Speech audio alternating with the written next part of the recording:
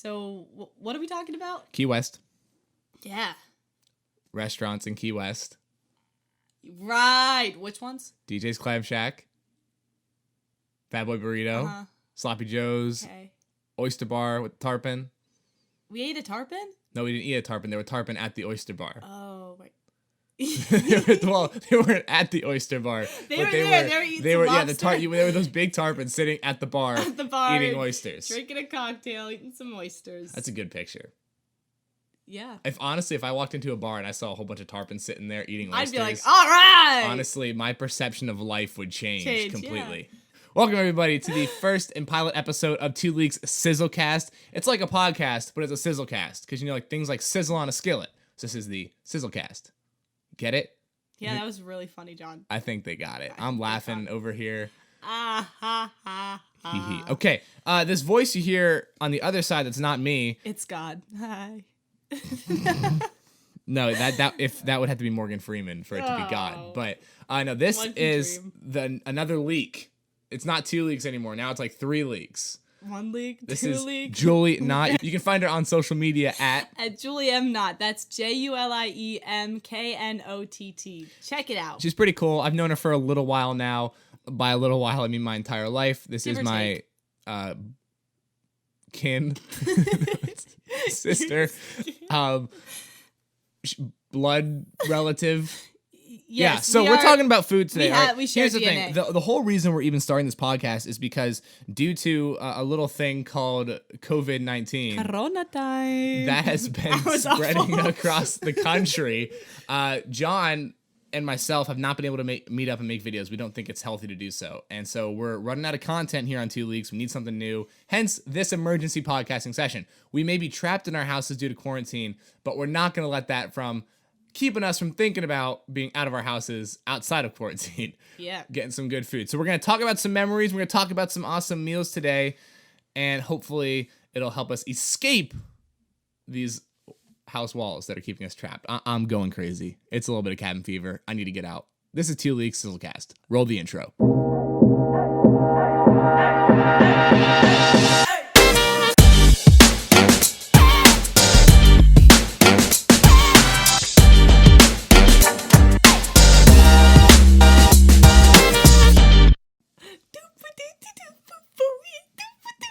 No, we don't need to. We don't need to sing the intro. We don't need to sing the intro. We have music for that. Sizzlecast. Thank you. All right, moving forward.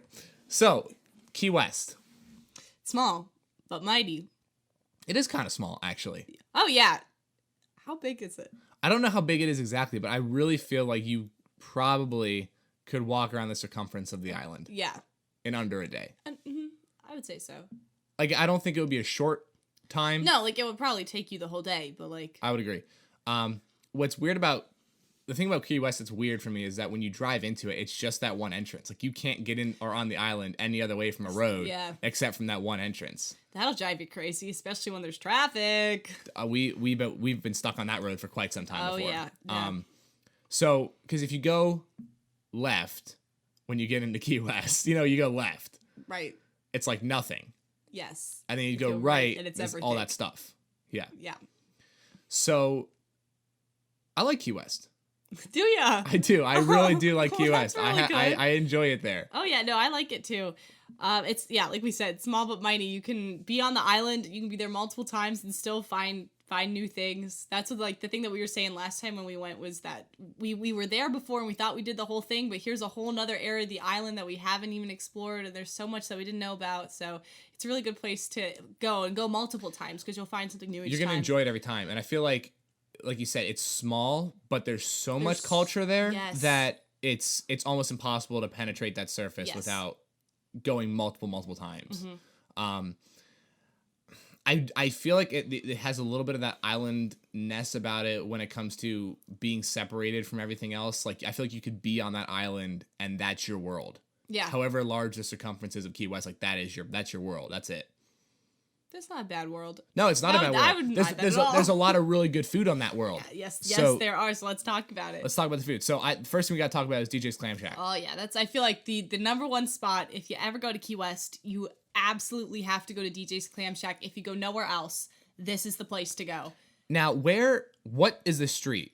Duval Duval? Street. It's Duval. Okay, Yeah. I was thinking. I was also thinking, what's the one in Memphis? Oh, Beale Street. Beale Street. I was thinking Beale Street. No, it's All Duval. of like the major historic cities and towns in America have one like street. the street. The street Yeah. that like everything is on the main See, drag. that's how you can tell Harrisburg's not a historic town because we don't have a street. the street. We just have like.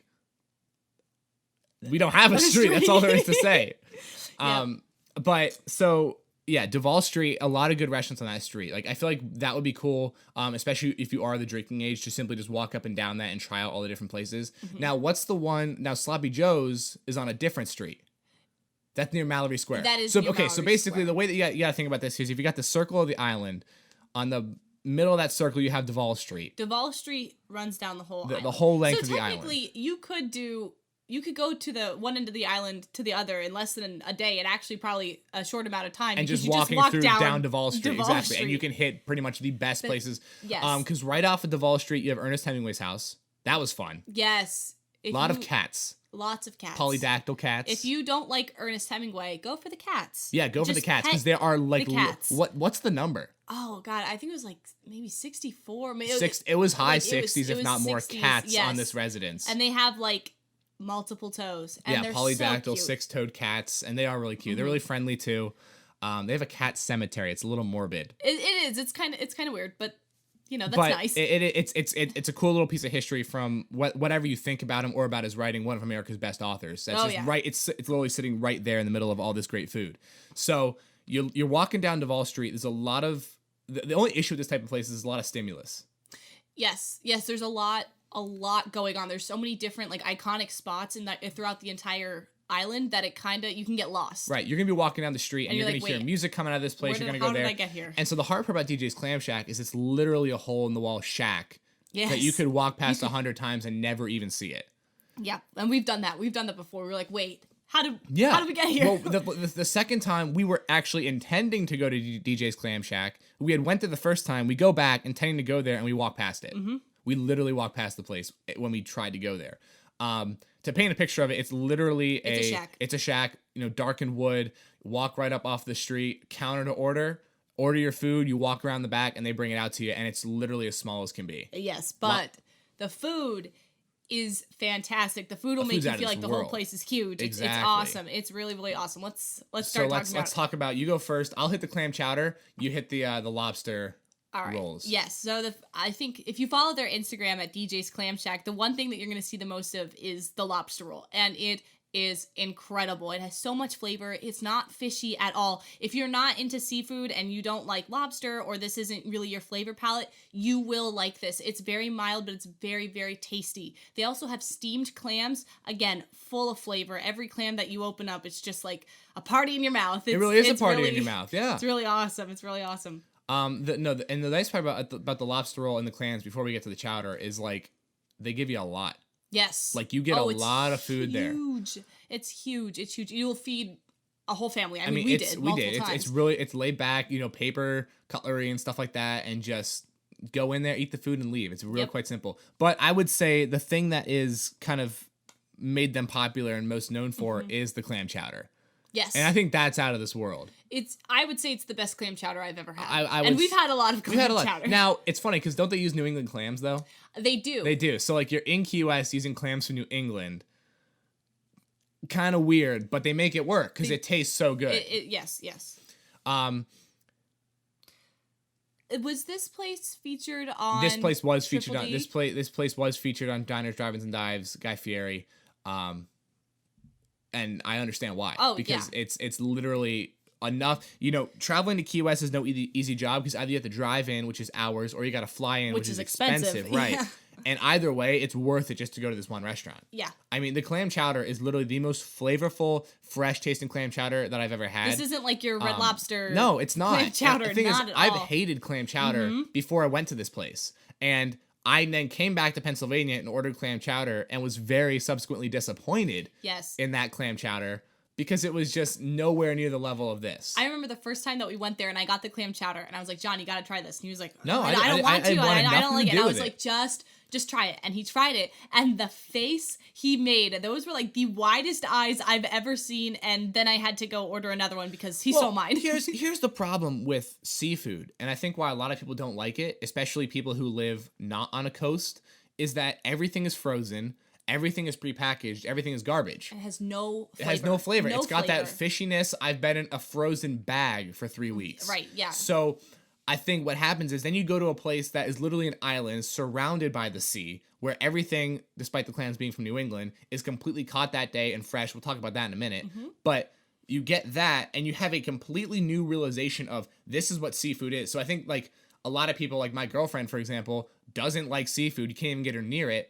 I think it's just because they haven't had the ability to experience what really good seafood, what fresh seafood is actually supposed to be. Right. Yeah, and especially for people up here in the north, you can't blame them for not having much of an adventurous flavor palette because there's not much fresh food here. And if you try things that are frozen, pre-packaged, not made scratch, not made from fresh ingredients, you're not going to like it because the flavor is not going to be the same. Precisely. Like a lot of people get or do not like game meat. I know you don't like game meat, like venison or anything like that. The reason that a lot of people don't like game meat is because it's overcooked.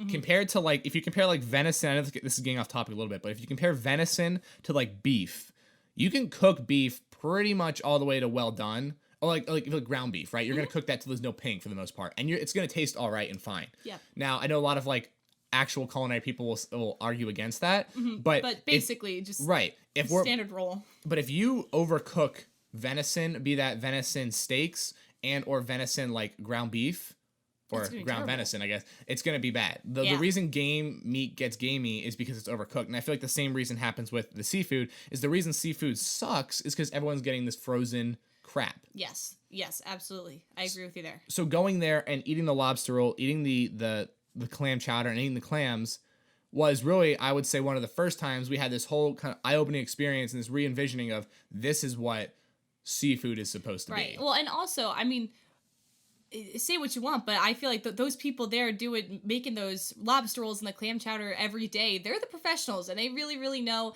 how to season the seafood so it brings out the best flavor possible, which a lot of people don't really know how to do. You can't just throw salt and pepper on it and put it in a frying pan. That's not going to work. Well, and it's this level of luxury in a paper cup. You know what I mean? It really is, because it's different than, I would say, what a 5-star restaurant is when it comes to seafood with, gourmet chefs. But the quality of the food is no different. It's just a different type of portion in a dish. You know what I mean? This is good food. This isn't food as in food is art. No, this is just some really like good food. You're just going to eat it. You're going to enjoy it. Well, the art of this food's in the taste. Right. Right. And we'll even look at, so you're serving it in paper, plates and with plastic forks. You're using styrofoam cups with no straws, and you're in a wooden shack. The art has to be in the flavor of the food. Exactly. And I think because you're in such a, for lack of a better word, basic kind of environment, it's not super upscale. It really allows the flavors of the food to stand out because you're not overly stimulated by everything that's going on and the fanciness and the multiple courses. It's just like, here's your food, it's good, well, you're gonna like it. It's a problem that we even have here on this channel sometimes, is that we'll make a dish and dish will taste fine, but we have to now find a way to plate it in such a way that looks good on social media. Mm-hmm. And so whether you're trying to promote your dishes on social media or you're trying to sell it to the customer that's in your 5-star restaurant, so much of it is into the design of the plate. And I feel like that loses a little bit but the whole point of the food is the taste of the food, right? Because that's what we're doing, we're eating it. So I feel like that's one place where they get it right. They're not worried about presentation. Mm-hmm. They're just worried about making awesome tasting food. Yeah, and in there not being worried about their presentation, it actually looks really good. Like, if you look at their social media, like it's kind of an awesome Instagram page, and you see those lobster rolls and you're like, yeah, I want that. Because it looks natural. Yes. And I feel like there's this level of of like catharsis, I guess, that you can kind of connect to that food. Yes, and it's like an emotional release. It like is, because you're having a hard, and I know this because I've texted my mom about it. Like I'll be having a rough day at school and I'm tired and I'm just like on my phone and I see a lobster roll pop up in my Instagram feed from DJ's Clam Shack, and it's like a breath of fresh air and it makes me just excited and hopeful. I'm like, yes, I totally want that right now. Like imagine how much better it would be if I was eating that lobster roll and then I send, the picture to my mom and I'm like, this looks so good, and it's just like it's a nice moment. So. Well, because seafood on a paper plate is, I think, something that most people can connect to. Because I think at some point a lot of people have had the big seafood cookouts. We've had them as kids. Mm-hmm. The big seafood cookouts at the grandparents' house, at the family get-togethers, where you're throwing crab legs on the table. The clam shells are everywhere. Yep. Big buckets of stuff, right? And so when you see a lobster roll on a paper plate, you can connect to that because we understand that as food. Seeing something that is like this small cut of whatever seafood with a line of sauce around it, I don't feel like that's something we can connect to as easy. We appreciate it. You We're like, appreciate wow, it. that's really beautiful. That looks like it would be amazing, but it's not like the oh yeah kind of moment. Right, because you just don't see it in quite the same way. Right. But I mean, I would literally go back just for them every single time. Yes. I mean, we even joke about that as a family. Like, we'll be just sitting around, what do you want to do today? Let's just drive down to Key West and get some clam chowder. And the thing is that when we joke about it, if we didn't have obligations, I think we legitimately would. Yep, we would get the car. Find a way to do it. It's but I think that the funny part, we talked about them getting their food from New England, or the clams anyway. Flipping that over on the other coin, the other restaurant that we went to, being that Bad Boy Burrito. Let's talk about why we couldn't even eat there when we tried to go, when we're talking about freshness. So the first time that we went there, we were sitting down and we were waiting for our food, and it was taking kind of a while. It wasn't super long. I think we had maybe been waiting about 15 minutes. And for this style of place, that's a little bit long. And the lady working came in. She's like, guys, I'm so sorry. Like, this is gonna be a little bit. We just got our fish off of the truck. They just caught it. It's gonna take us a little bit to prepare it. And she's like, I'm so sorry. Like, if you want your money back to go somewhere else, like, I totally understand. And we just cracked up. We were like, fresh fish? Like, absolutely. We'll wait however long we need to. Like, this is awesome. Because we've never been to a restaurant up here where that's been an issue. Like, oh, we just caught our fish, and like, here we are, we're gonna prepare it now for the day. Sorry it took so long. Because again, what we were talking about, it's all frozen food up here. Well, we're talking about how eye-opening that first experience in Key West was. And to sit in a restaurant and hear, sorry, the boat's not back. Yeah. Like, and to think, like, it's not like, oh, the truck shipment didn't get in. No, the boat of catching the fish is literally not back at dock. Yeah, they just got back. We have to clean it. That, and to have that, and not as just like some, personal person coming in and making you food, to have that as an established business that does it every single day. Mm-hmm. That to me is quite incredible. And we're talking about the just raw nature of it down there. We talk about how DJ's Clam Shack is just a couple of boards. This place is really no different. Right. Let's talk about where in relation to DJ's is this. That's the thing about Key West, is it's kind of confusing. You really just kind of stumble on all of these places. It's I mean, it is gridded off like a normal place, like streetwise, but you really do just kind of, how am I here? Yeah. All of a sudden, when you're there, it feels huge. And then you walk a couple, like a street or two over, and you realize that you're where you were in the first place, but you've been walking around for hours and you couldn't find it. And like, it's one of those places where, like, I can picture exactly where Bad Boy Burrito is, and DJ, any of these places, and like the surrounding area and what's around it, and kind of how I walk to get there. But like, I could not tell you the exact path to get to these places. It's insane how that works. It's like. All I know is that this place is near the old cigar factory. Yes. That big, it's like a big old white building. It's a huge white building that was an old cigar factory, and this place is just a little, again, hole in the wall next to it. Well, the other hard part about Key West is everything's so grown in.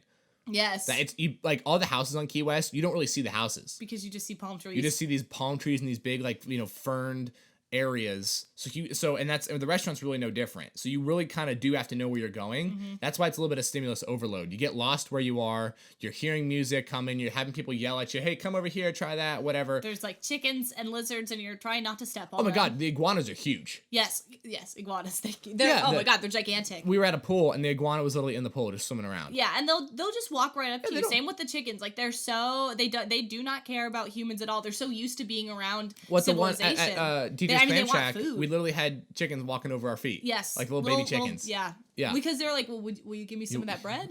Exactly.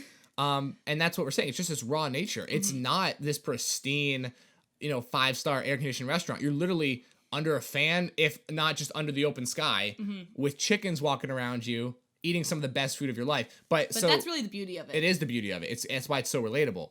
But that is why with DJ's, not DJ's Clam Shack. Bad Boy Burrito? Yeah, that's why with Bad Boy Burrito, that bar, it's really what it is. It's a small little bar, a little bit of outside seating, and then the kitchen.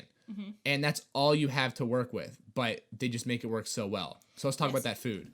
Yes. Okay, so this is another Diners, Drive-Ins, and Dives featured restaurant. I can't remember what Guy got when he went there. One of the burritos, but it's like Southwest style Tex-Mex. You're going to be getting bowls, tacos, burritos. It's incredible. It's like Chipotle, but like if Chipotle was good and fresh. Yeah, it's like an awesome Chipotle.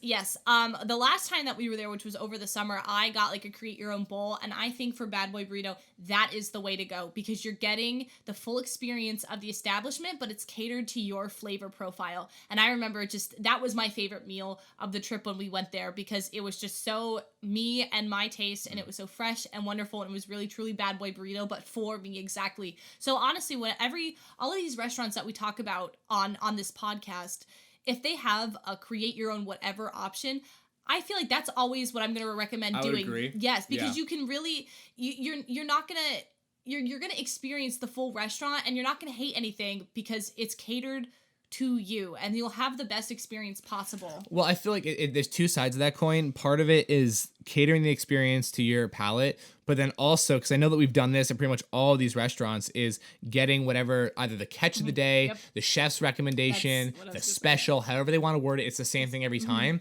But so, yeah, you get what you like, and you're able to have that, but you're also getting the expanded, this is what we're known for, this is what we're recommending, expand that profile. The great example of this is because there was, how many years was it between our Key West visits? 4 or 5?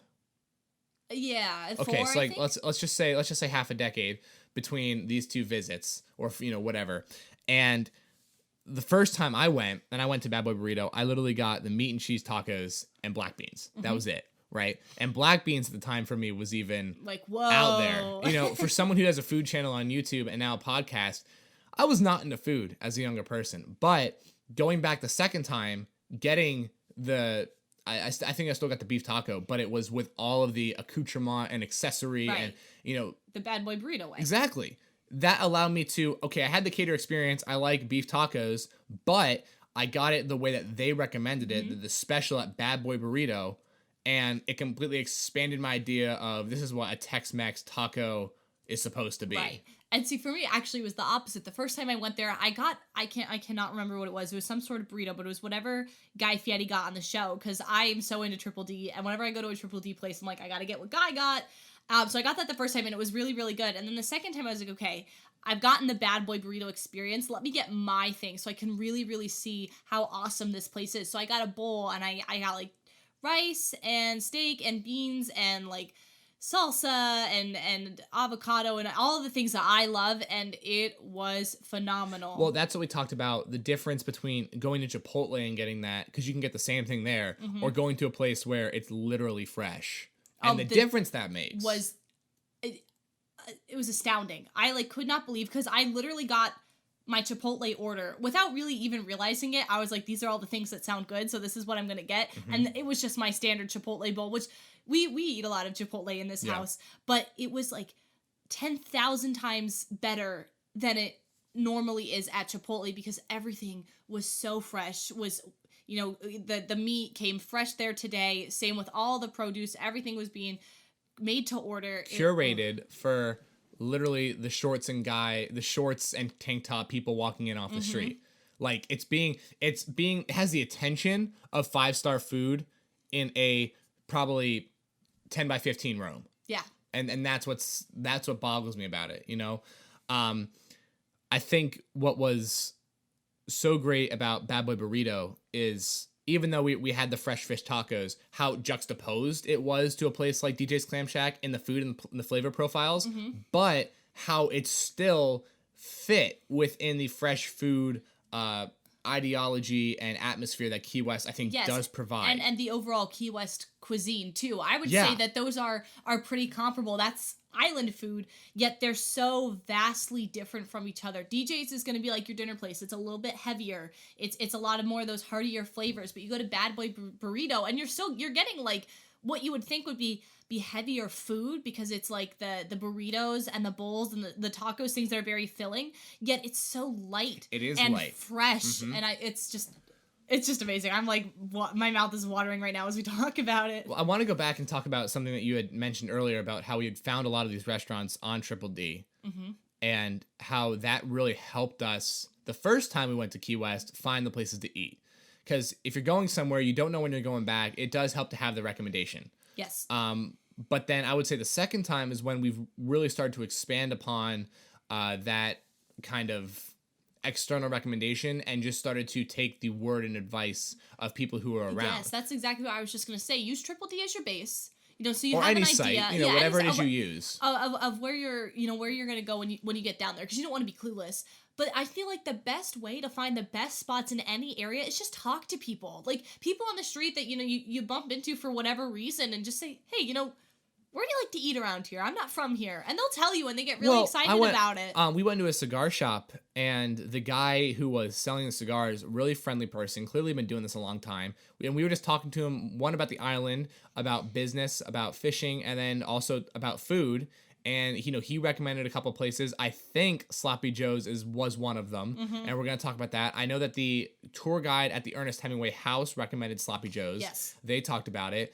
And honestly, every tour that you go on tends to talk about Sloppy Joe's and how it changed locations and how influential that place was in Ernest Hemingway's life. There's a lot of that culture down there. It's a heavy literary culture, which I think warrants a little bit of talking about, is the literary culture. Yeah, absolutely. Because in the early 20th century, we're talking around like the roaring 20s there was this lost generation of writers that kind of abandoned traditional American society and what was the status quo, which was living in the lap of luxury. And Oz was brought on by World War I. It was really a rejection of the way that society was going, which was probably smart, because then we saw what happened in the 30s. Well, it makes sense though, but think about it, because you are brought up in this world. So let's talk about the people who are affected by this last generation. We're talking pretty much anyone from the ages of probably 18 to, I would say, probably 29, if not a little bit more on either end. So you have these people who are raised through the late 1800s into the very early 1900s. All of a sudden, come 1917, you have the U.S. entering World War I. We see mass catastrophe, death, and destruction on a scale that we had not thought possible before, or that the modern world hadn't seen. It would make sense that entire generation of people, all these men and women that served in different ways throughout the war, would all of a sudden come back and be completely kind of screw it with the way that I've been told to do it. Because I've watched my friends get mowed down by machine guns on, the front lines of France. And a lot of it was anger too, because they saw these people when they came back in the 20s just being very, very reckless and careless, and like the stereotypical 20s life. And obviously, we really don't know much of what that was like, but like what you see in media and in books and in writing about the 20s, they saw this, and it angered them, because they fought so hard, and they lived in such a terrible life for so long because of the war, and then people are being so reckless, so they completely removed themselves from that society. And a lot of these people, like Ernest Hemingway, went to Key West, and they found their lives in Key West and in isolation, and that's where he did a lot of his writing. Well, you had that exodus to places like France, Paris specifically. Then you had them coming back to the United States after that journey abroad. And then, you had them settling in places like, a lot of them New York, but also, you had Tennessee Williams in Key West. You had Ernest Hemingway in Key West. You had... Robert Frost was there Robert Frost was there for a Nobody really while. knows about that. No, but he was there. And the crazy part is you had these three literary giants of American culture within 3 blocks of each other. Yeah. Like, all just around. So, we talk about these literary giants that are just... like literally within I would say, mile radius of each other. Yeah, thank you. Mile radius of each other in Key West, who all have experienced hardship, horror, that is unimaginable, now producing some of the greatest literature of all time. We talk about The Lost Generation. Ernest Hemingway wrote a poem. I want to read it here. It's called The Age Demanded. And the poem is, "The age demanded that we sing and cut away our tongue. The age demanded that we flow and hammered in the bung. The age demanded that we dance and jammed us in iron pants. And in the end, the age was handed the sort of shit that it demanded." So I think that in itself encapsulates everything that was The Lost Generation. Yes, absolutely. So it's just interesting to me, the amount of culture in this place. The amount of history. Right, and how that history and culture does seep into the food. Yes. When you go to Sloppy Joe's specifically, you're getting all of the food that was there when they originally established the location, which was, again, early 20th century. That's where the Sloppy Joe was originated from, right? Yeah, and it really grew in popularity. Now, the place moved. It was just across the street. Yeah, they moved to a bigger location. You could see the original place. The original place, looks like a log cabin. The original place, it does, and I think it still bears was Sloppy Joe's. Yes. But the actual restaurant itself, that still bears not only the name but the essence of the place, is now across the street. Which I found that to be a little weird, because they talk about, this is the place Ernest Hemingway hung out, but it's not. That place is. But it isn't. It's weird. Yeah, it has a lot of Ernest Hemingway paraphernalia, a lot of his fishing gear. He really liked to fish, I guess. And it's set up in the same way as the original place was. So if you walk into the original Sloppy Joe's, which is still a bar, it's still you can still eat there. They look very, very similar, and they made the place to look like how it probably would have when Ernest Hemingway frequented the joint. Now this place was jammed. This is not like the other two restaurants. This is a large space. Yes, the atmosphere of this place was, I think, maybe my favorite part. Now, it's what they market themselves on is they always have music playing. There's always a live musician in this restaurant. We went there one of the first nights that we were there, and there was just a cover band. They were just taking song requests and playing them. I'm sure they had iPads on their stands. They were looking up the chord progressions of all the songs, and it was awesome. I mean, they went from Boston to Johnny Cash to Led Zeppelin, and they were phenomenal. And then I went, just my mom and I went. It was the last day that we were there. We went for lunch, and there was a solo guy doing a thing in there, and he was also incredible. So that's one of the best parts about the place, is that there's so much music and there's so much fun going on. Well, again, it comes back to that art and that culture that has ingrained itself into the society and essence of Key West. Because the other thing is, this music isn't some background music, live singing and all that kind of stuff. No, this is the main event. I mean, the audience was engaged. Yes. They were singing along, they were clapping, they were loud, they were rowdy, and it was a good time. It was a good time. This is not your upscale 5-star experience. Basically, if you're going to Key West, don't be expecting a super fancy you're going to get dressed up kind of meal. This is not that place. No. There are many other places in the country and in the world where you can go and get that kind of experience, but this is not what you're going to get in Key West. This is island time, laid back feel. It is. And people are going to talk to you and they might give you a hard time, but that's the fun of it. Right, and this is the kind of place where it's time to get down and dirty with culture. Yes. And I'm going to say it one more time. I mean, Key West is the type of place where it's time to get down and dirty with culture.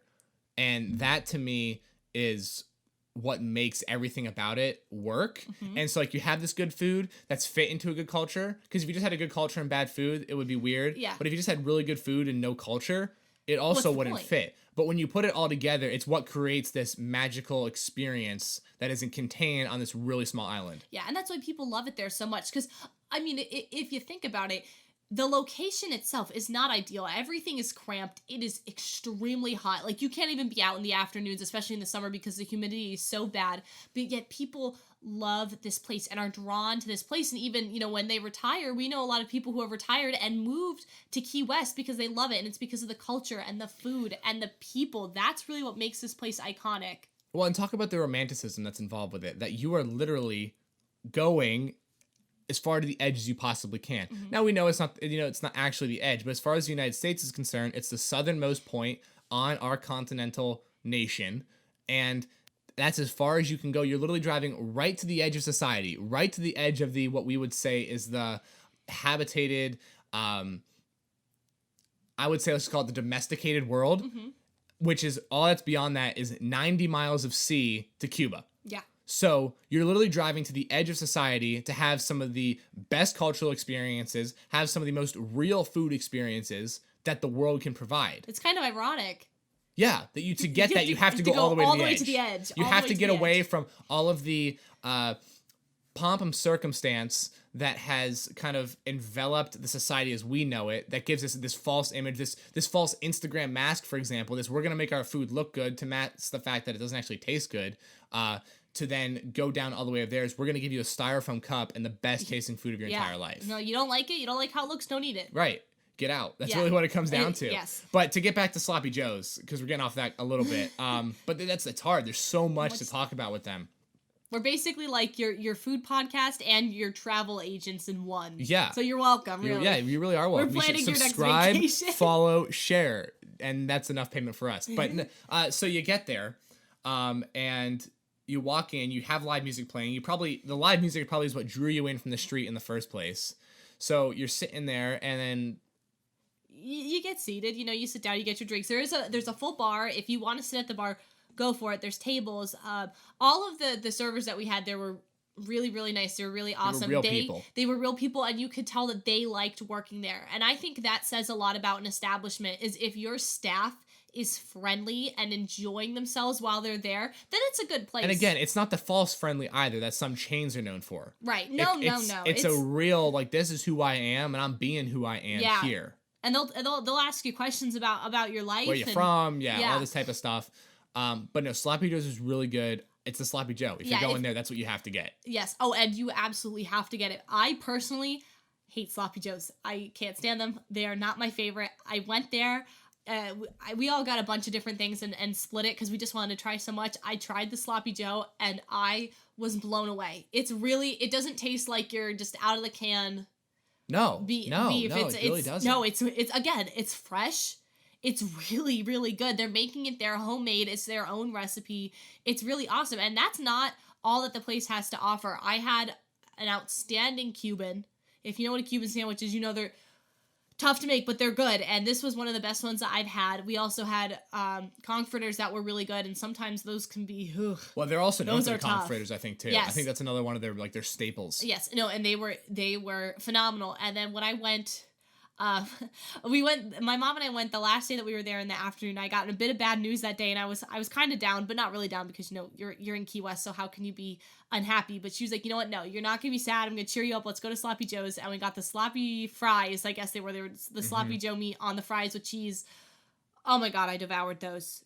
They were so good. It's not good for you, but it's just really, really good. That for me is the epitome of comfort food. And you know what's beautiful about it, you put it in your mouth and you make that yummy face. You really do. And what's beautiful about it is the fact that you're not really driving to these places. You're walking to all of them. So you get up from this restaurant, and it's not like you just go jump into a car and you go home and the experience is over. You get out of this restaurant, you walk out onto the street near Mallory Square, and it's exactly what it is. Okay, what's next? Yeah, and that's how you find all of these places too. It's not like you're like, where should we go for dinner tonight? Yes, let's jump in the car and go there. No, you're like, you get onto Duval Street or wherever you want to start, and you just kind of walk, and your nose guides you. You really, your nose, your ears, your eyes, you just see where everything takes you. All of the restaurants have their menus posted outside, and you're just kind of like, it's like you're almost window shopping, but for your dinner. You are. That's what's cool. And that's what's super fun about it, is you find this place, you don't know who they are or what they're about, because there's really no chains here. We're not talking about Applebee's, we're talking about real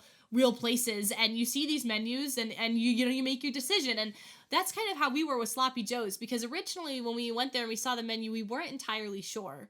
I remember we looked at the menu, we were like, I don't really know if this is for us, and we walked around to a few other places that people had told us to go to, but we ultimately came back. I remember because that night we didn't know where we wanted to eat, and we were doing the window shopping thing, and we had passed a couple places that, okay, maybe that, maybe this, maybe that, but we ended up settling. We did end up settling there. Mm-hmm. So the other nice part about Sloppy Joe's, if you do go there and you go there for dinner, you have to walk over into Mallory Square and watch the sunset.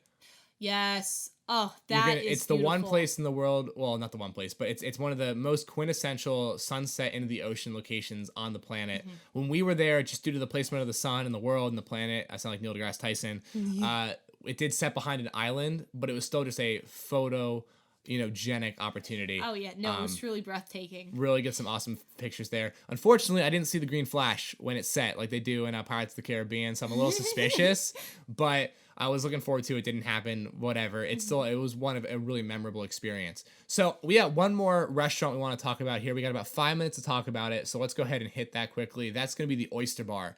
When it comes to upscale food on Key West, this is the one that I feel like you're going to be kind of heading over in this direction. It's a kind of a small corner of the island, away from Mallory Square, away from Duval Street, where you do have a couple more, not high-end restaurants in the sense you have to get dressed up, but a couple more restaurants that are luxury based on the type of, not the quality, but the type of food they're serving and also the price. Right.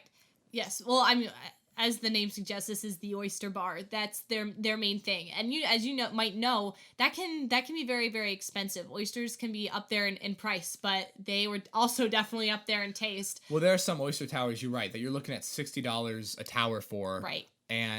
But the taste does skyrocket with them, and you can't go wrong there. Yeah. So I got with my mom, because we're not really into raw oysters. I do not like that at all. But we got the steamed oysters, and they did them in different ways. Like there was a spinach one, and there was a buffalo chicken one, or not buffalo chicken, but buffalo seasoned one that was my favorite. And they were phenomenal. And you got 2 of each flavors. It was spinach, buffalo, and I think there was like a garlic one. And they were huge oysters, so much meat, and they were just so good. And it was really, really creative, because most of the time when you see cooked oysters, it's just cooked oysters, here's some tartar sauce or lemon or cocktail sauce, and have at it. But they really took this to the next level and actually did something with this and went beyond just the traditional steamed or cooked oyster. Well, and despite the fact that it's an oyster, not a clam, it's the same type of food as DJ's Clam Shack, but done completely differently. For me, when I eat oyster, I'm not a fan of cooked oysters. I am raw as raw can be with my oysters. And so this was one of the places when we decided we're going there, I was super excited for. I was super excited to go there. And we got the raw oysters. My dad and I split a platter of them. And these were some of the freshest raw oysters that we had ever had. They were so incredibly good. I had them in Florida before, a little more north near Melbourne, which is about an hour south of Orlando, just for reference. And they were good there. They're great. But these oysters that we had at the Oyster Bar in Key West were just some of the freshest oysters. And my thing is this, when I do a raw oyster, all right, I'm not doctoring it up with no tartar sauce or anything like that. It is simply just a raw oyster down the hatch, and it tastes incredible. These weren't salty. These weren't fishy. They were just what a raw oyster is supposed to be. Right. And that's why I loved it so much. Yeah. I would recommend the Oyster Bar. I would recommend DJ's Clam Shack, and I would recommend Bad Boy Burrito as well as Sloppy Joe's to anybody who's taking a step in Key West. So before this episode wraps up, let's go ahead and rate them on a scale of 1 to 5, what we would think. Sure. So okay. DJ's Clam Shack, top 1. DJ's Clam Shack, I have to give it a 5. For me, that is iconic Key West island food. That's the place. If you go nowhere else, go there. I'm with that. I am with it. If we're going to have a bar that is set on Key West, it is DJ's Clam Shack out of 5. Yes. For Bad Boy Burrito, I'm going to give it a 4, only because the food is outstanding. I personally, that was my favorite meal of our trip, but the seating is not greatest. They have some outdoor seating, and there's a tiny little bar that you can get your food in there. And it's kind of not a great place to eat, especially when it's really, really hot. That would probably be a good place to go and take it somewhere. So the seating, the restaurant itself isn't the greatest, isn't the most conducive to the food that you're eating, because it's big and you're in small tables and it's hot, but the food is incredible. I still highly recommend. Yeah, absolutely. Bad Boy Burrito, I'm giving it a 3 on Bad Boy Burrito. My simple thought of that is because the second time I went there, the food wasn't quite as good as the first time. I'm not super worried about that. The food, it does not speak badly about the food quality. I just enjoyed it more the first time than I did the second time. It's the kind of place that's really good. I think everyone needs to try it. Just not necessarily the place that if I only had to go to 1 or 2 locations, it's not necessarily making that list, but the food is incredible. So I'm giving Bad Boy Burrito a 3. For Sloppy Joe's, I have to give it another 5. I loved it. All of the food there is incredible. The live music is awesome. Everything about it is great. I'm totally into it. So 5 all the way. Absolutely. Sloppy Joe's, I think I'm going to give it a 4.5. The reason for that is I think the atmosphere and all of that was incredible. The food was really great as well. I'm going to give it a 4.5 just because I don't feel like it was quite as good as food-wise as DJ's Clam Shack, but also the food's very different from DJ's Clam Shack. I'm more on the seafood side of things, so of course I'm going to give that the higher ranking. So let's move on finally to the Oyster Bar. The Oyster Bar, I'm going to give it a 3. That's not really my favorite type of seafood. I'm not really into oysters. And that was the only thing that we really had there, so I can't really speak on the restaurant as a whole. It was very good. But that's not, like we were just saying, that's not really 100% my thing, so I'm going to give it a 3.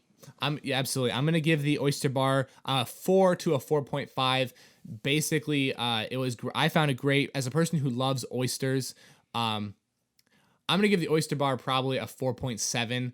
As a person who loves oysters, it was some of the best raw oysters I've ever had in my life. I don't think I'm going to get them better anywhere else ever. So I'm going to go ahead and give them a 4.7 on their oysters. The only reason I'm not giving them a 5 is because with raw oysters, as long as they're fresh and shucked correctly, they're probably going to taste good. And having not had many of the steamed oysters, it's hard for me to speak in that direction or as to the other food of the restaurant. But I would definitely recommend this to be, if oysters are your thing, this has to be a hit when you go to Key West. Also, the atmosphere there, you're right in a marina, it's pretty cool too. It is pretty cool. So that's pretty much going to do it for the first episode of the Sizzlecast here at 2 Leaks. Julie, it was great having you on the show. Yeah, thanks for having me. This is super fun. I hope you guys enjoyed. Yeah, I look forward to continuing this with you down the road and making more of these episodes talking about awesome food. If you guys ever are fortunate and lucky enough to go to Key West, you need to try out these places. They are truly incredible. Highly recommended here from 2 Leagues. This has been John Knott and Julie Knott. Find Julie on Instagram, as we said before. You can find us on Instagram at 2 Leagues to keep up to date on all this stuff. We got a lot more cooking coming for you guys as soon as all this stuff passes over. Do stay healthy, stay safe. We look forward to hearing you guys back here next week. Thanks, guys. Thank you.